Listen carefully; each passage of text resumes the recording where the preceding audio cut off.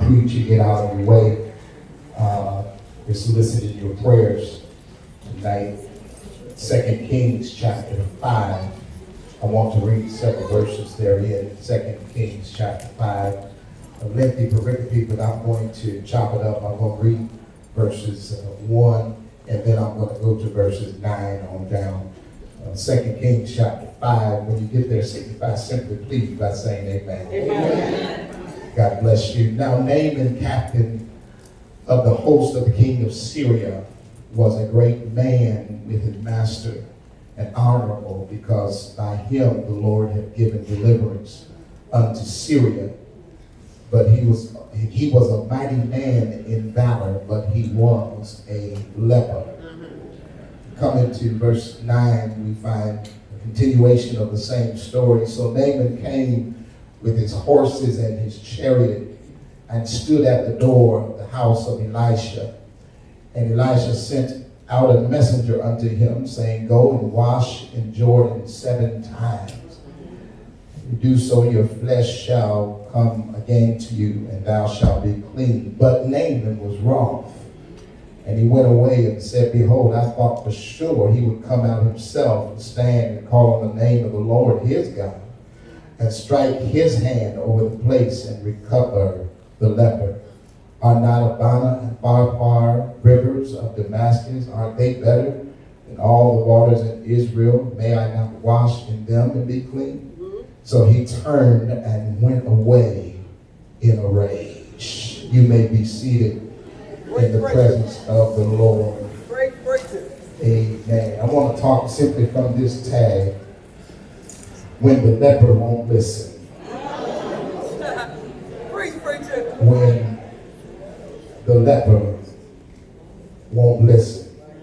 If you would indulge us for just a few moments, look at your neighbor this afternoon and say, Neighbor, what do you do when the leper won't listen?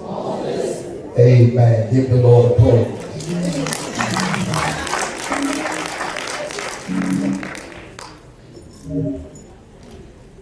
Dr. Brown, Bill Hybels, in his book, Courageous Leadership, says that all leaders, we are in the people business. Well, no matter how much you like it, we are here to serve people.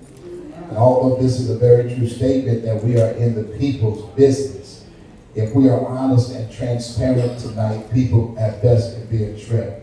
In fact, John Paul Sartre, in his book, Being in Nothingness, said that hell is other people. There's absolutely no question that to be in ministry, you must possess a deep love for people. You cannot serve if you don't love. It's going to take much love to serve much people. Now, the characteristic that we all have can also leave us vulnerable and susceptible to injury, insult, and insidious incidents. My brothers and sisters, you guessed it, with people. There's a book that I would not recommend, but I have read it. It made quite some noise years ago. The title, Dealing with People You Can't Stand. Believe it or not, it made international bestseller by Rick Brinkman and Rick Kirshner. In that work, Dr. Brown, they listed 10 most unwanted people that you want in your ministry. That will encounter your lives in general and ministry in particular. I'm just going to give you the list that you might imagine for yourself what these kinds of persons and personalities might be like if you encounter them in our contemplative context, which constitutes ministry.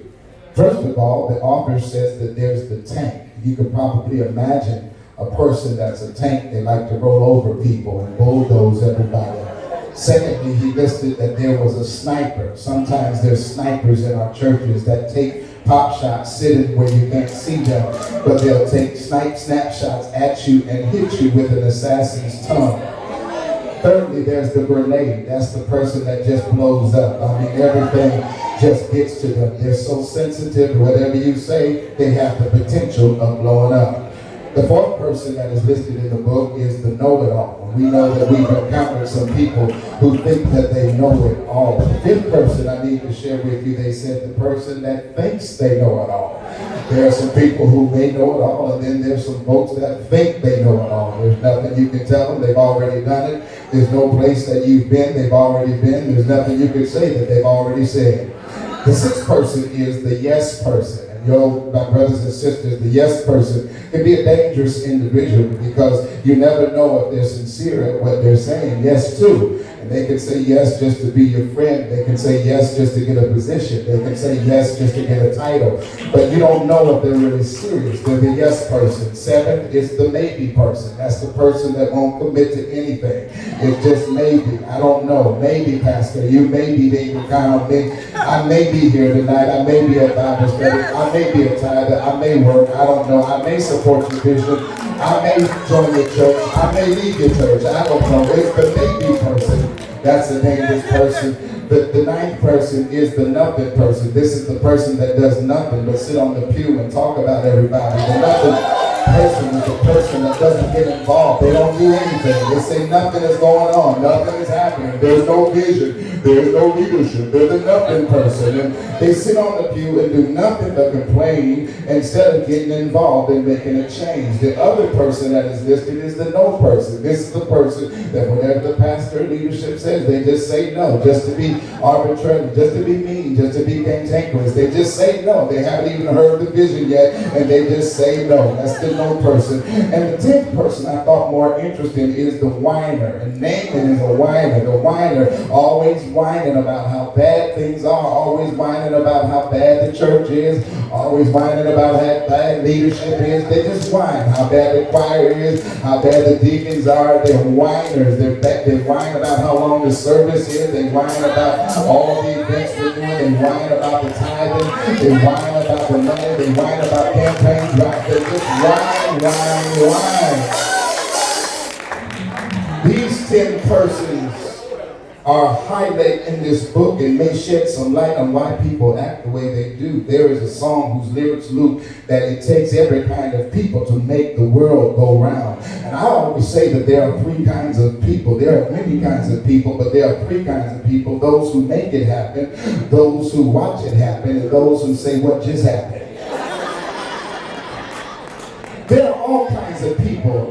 Ruth, I need to tell you, there are nice people, there are mean people, there are happy people, there are melancholy people, there are gregarious people, there are humble, there are haughty, there are hanky, there are high-minded, there are high maintenance, there are low maintenance, there are no maintenance, they are grumpy, they're vibrant, they're victorious, they're vicious, they're vivacious, they're vicarious, they're venomous, they're smart, they're dull, they're open-minded, they're standoffish, they're holy, they're hellish, they're honest, they're liars, there are some who smile, there are some who frown, some hurt, some look at you from a distance. Some will give you the shirt off their back, while yes, others will keep you in your back. Some are straightforward, and some play both ends against the middle. There are all kinds of people, but in all intents and purposes, people are people, and we are called to lead them and love them respectively.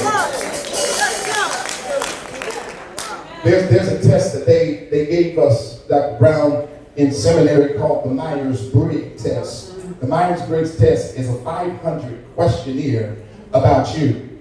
And you continue to take this test, and the questions are really the same. They're similar, but they're situated in different ways.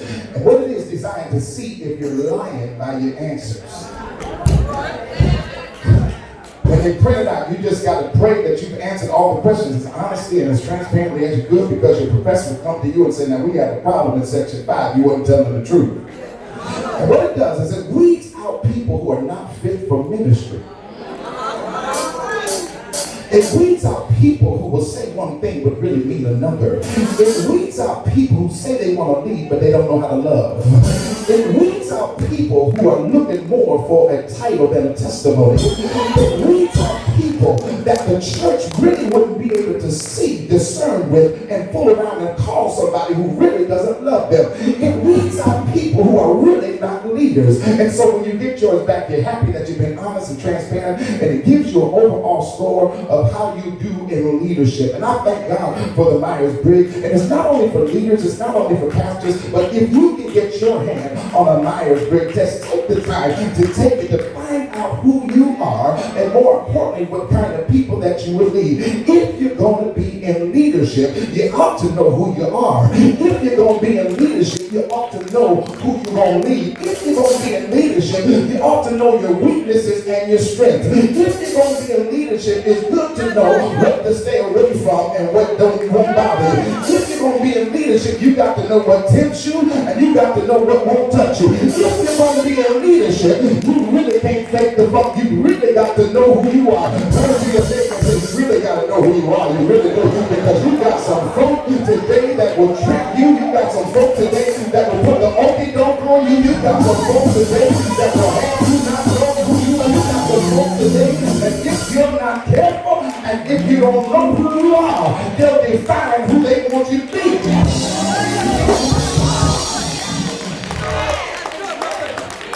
Dr. Brown, on my way to the text, I need to tell you something else about Erickson and Fowler. Erickson and Fowler talks about the multiple intelligences. These are the emotional intelligences that help us with our social, our strengths, our weaknesses, to understand our emotional cognitions so that we'll understand our limitations and our strengths. Howard Gardner says in his book, he talks about cognitive competence is in everyone. Each person has a different skill set. Leaders, there's no dumb persons in our church. Leaders, we can work with anybody if we just find out who they are and help them find out who they are. Everybody is gifted, but everybody is gifted differently.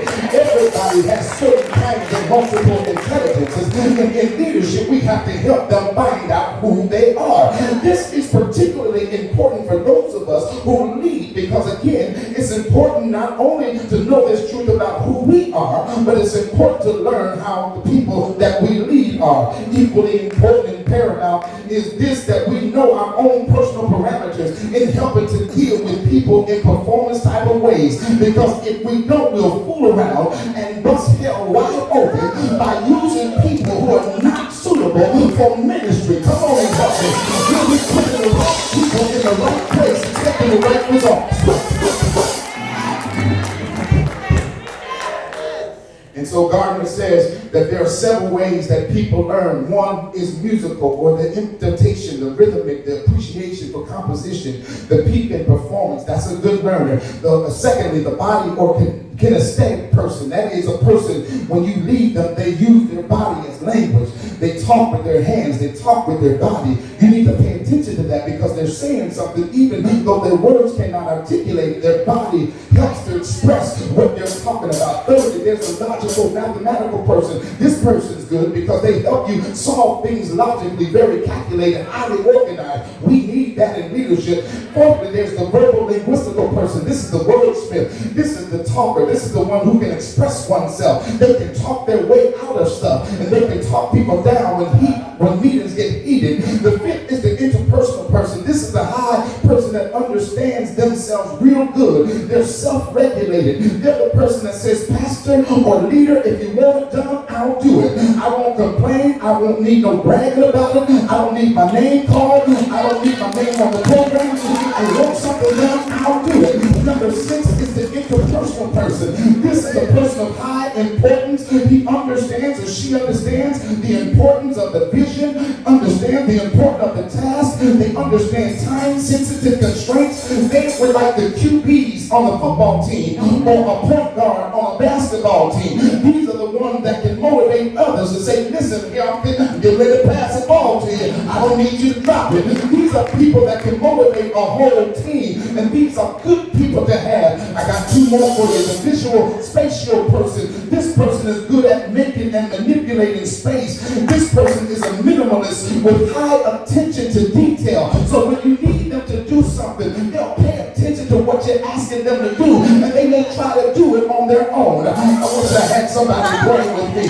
The 8th and final one that Gardner brings up is the naturalist. You got to watch for these persons, because these persons like to do things alone. They will wander off in the flowers of ministry and won't help nobody, because they're looking to just get their name called. They're the naturalists because they gravitate to nature and naturally gravitate to themselves. Turn to somebody and say, I need to learn these kinds of people, because this is critical, because they can impact the way we process information, and they will ultimately lead to the church effectiveness and the church's impact. Can I get a witness there?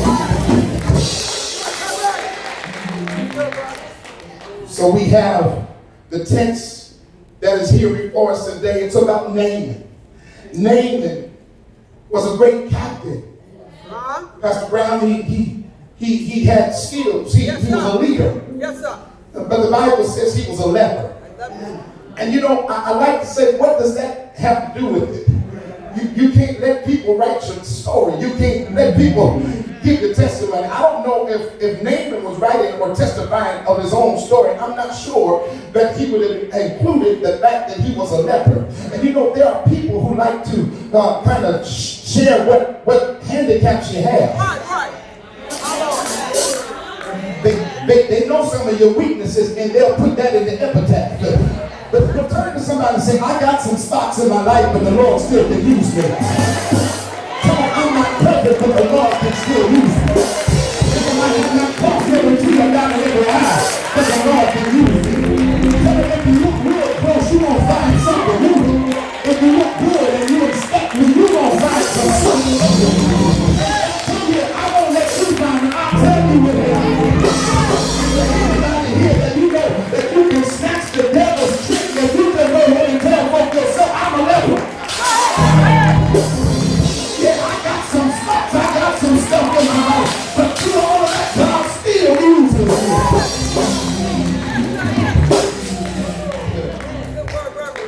So Naaman is a leper. Ruth, Naaman's a leper, and I'm going to come to the field, but because he was in the Syrian army that defeated Israel, on one of the raids they had taken a young maiden girl, a slave girl that lived in his house, that one day saw Naaman and felt sorry for him and went to Naaman's wife and said, would to God my master would go to Damascus. There's a prophet in Damascus that can heal him of this leprosy. I mean, why should he continue walking around with leprosy when I know somebody that can probably help him? Now here's the shouting point.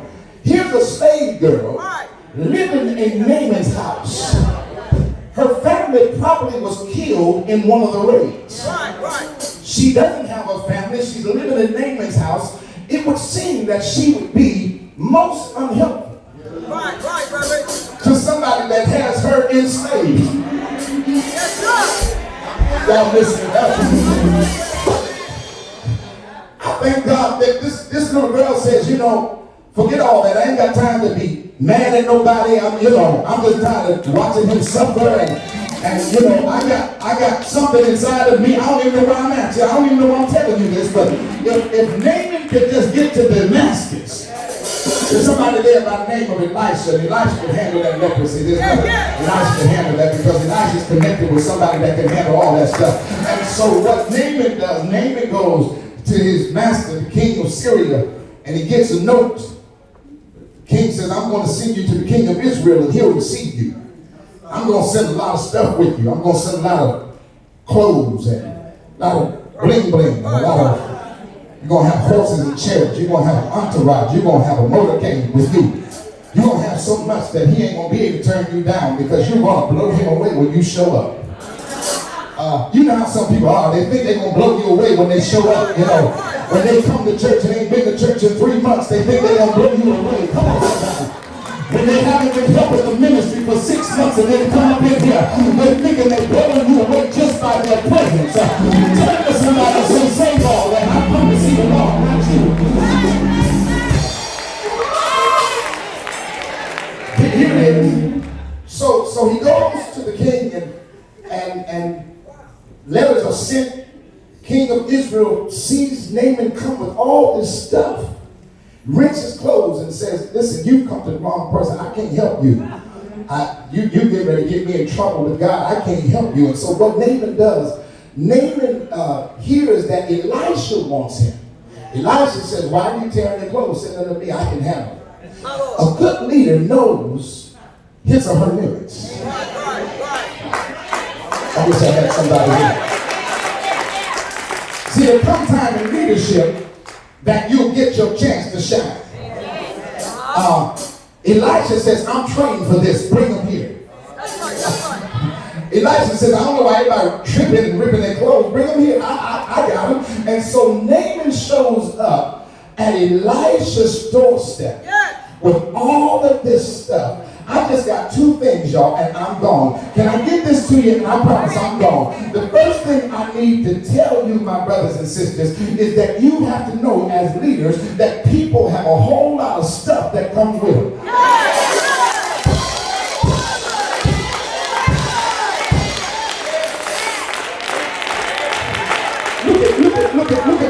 Look at this. He shows up in verse 9 with all this stuff, all of these clothes and all of this jewelry and all of this stuff. He shows up at Elisha like Elisha's supposed to be impressed by what you brought. And I come to understand as a leader that people got a lot of stuff with them. Look at your neighbor and say, I know that's right. I've encountered some folk that got a lot of stuff with them. I'm telling you, always complaining, always whining, it ain't never good enough, always mad at somebody, always got to get better, always mad with the pastor, always mad with leadership, always saying we asking for too much, always saying what's all this about, always saying what the fuss is about. There's some people that got a lot of stuff with them.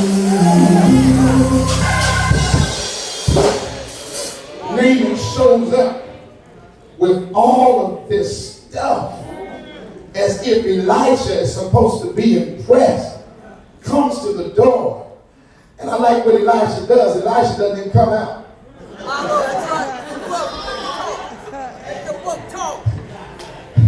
Naaman knocks on the door. Elisha, oh, there he is. Gehazi, go out and tell him what to do. Gehazi, one of the assistants, goes out. Tells Naaman what to do. Pastor Elisha said to go to Jordan 57 times. You'll be made clean. Told you people got a lot of stuff with them. You have to know that there are all kinds of people, because look at verse 11. I'm almost done. But Naaman was wroth. Elijah told him what to do. But Naaman was upset. Naaman was swollen. If you allow me to paraphrase Naaman, no, I better not. But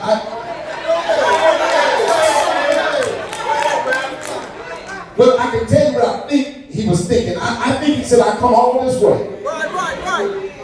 And here he is up in there laid up and won't even come out of here. That's right. Okay. He actually says, I thought that he would surely come out himself and do a healing line and touch me and anoint me and wave his hand on me and speak some yabba dabba do to me. I thought that he would come out. I need to share with you that people have some crazy and unreasonable expectations of you. As a leader, you have to know that there are people who have some unreasonable and crazy expectations of you. He said, I thought that he would have come out. I mean, who are you? I came looking for Jordan.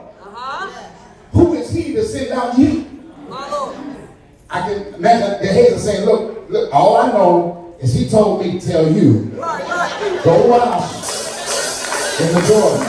I'm not getting into whether you like the pastor or not. That ain't what it's all about. I ain't getting into whether you like the vision or not. I ain't getting involved in the semantics of what you got a problem with it. I know somebody. And you need to understand when somebody comes to you with a mouth full of hate on the visions, and you ought to cut them off right there. And you know it ain't got nothing to do with it. That's your issue.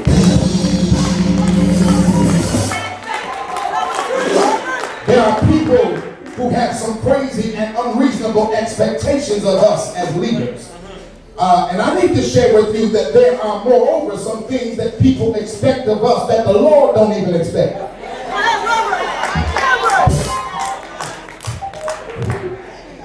There are some things that people expect of leaders that God ain't put on us. And I wish that you would learn to sometimes, and I'm learning, I thank God for that. One of the best things I've learned how to say is no. I found out as long as I I was saying yes, I was the greatest thing since sliced pizza. As long as I was saying yes, everybody loved me. I had to learn how to say no.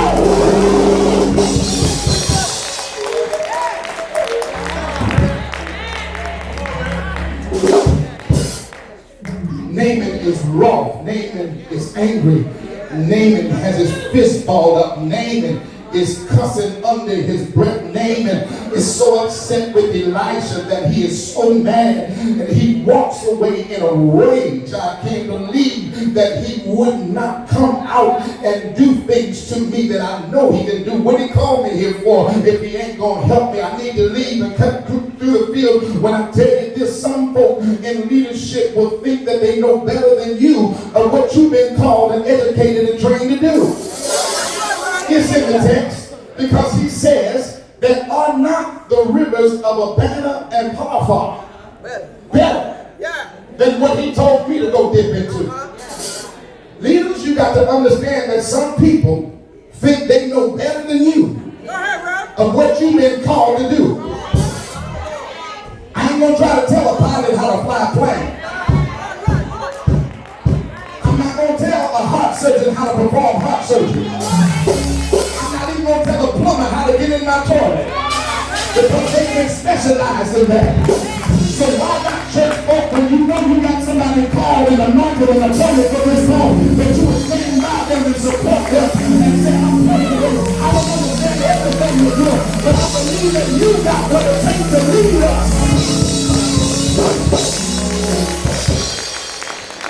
So the Bible says, I'm gone.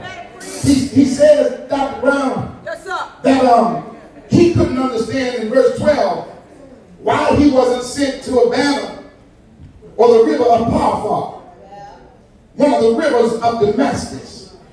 He said to himself, Elisha's playing me. I don't know why he insists on making a fool of me. I want to wash in another pool. But he's sending me to some of the dirtiest rivers on this side of Palestine. The servant came in verse 13 and said, listen, you know, he told you just go wash and dip 7 times. What's the problem? Why you got so much drama with you? I mean, by now you would have been there. But you putting up so much of a fuss, you still got leprosy.